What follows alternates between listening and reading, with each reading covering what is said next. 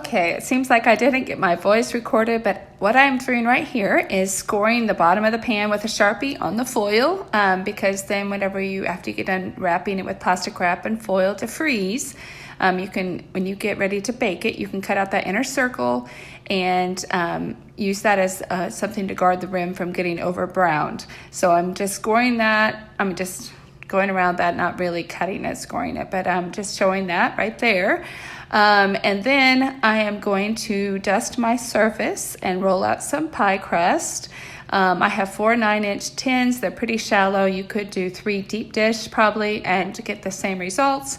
The mix that I made up yesterday was what I'm using on this, that chicken pot pie. It is kind of a 2-day thing because you have to make the pie crust ahead of time, and the filling needs to be cool by the time when you put it into the pie crust as well. So I'm going to do half of that'd be a quarter of my batch of pie crust, but I'm going to put it into a circle on a very heavily floured surface and then roll it out nice and thin. You want to make sure it's quite a bit bigger than your pie tin, but get it rolled out, and then you're going to put it into the pie tin.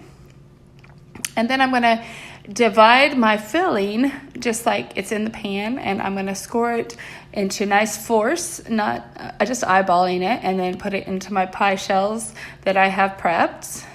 I'm going to dust off any extra flour, as you can see, before I put it in my pie tin. And then I paused that video, so you pause.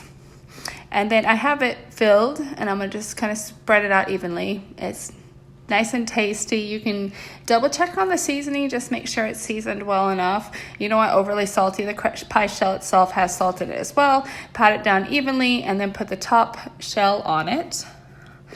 And I have one of those cake turning things, which is very, very handy when it comes to trimming the pie crust and also any kind of detail work whenever you're sealing it on the end.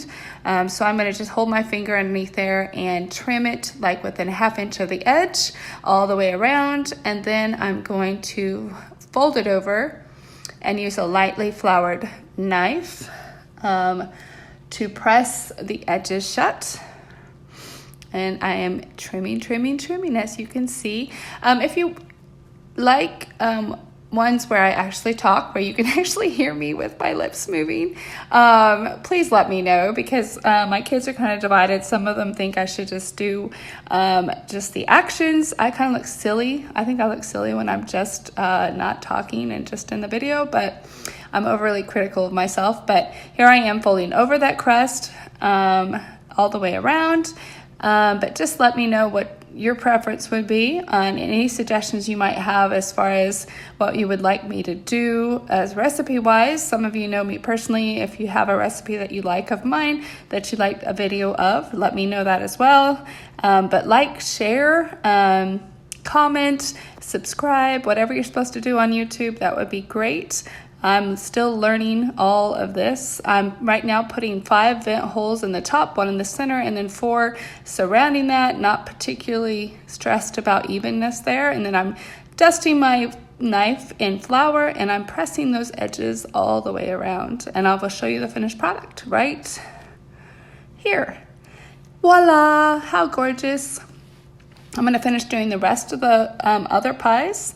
And I will cover these with plastic wrap, let them freeze solid, and then put that foil on the top as well.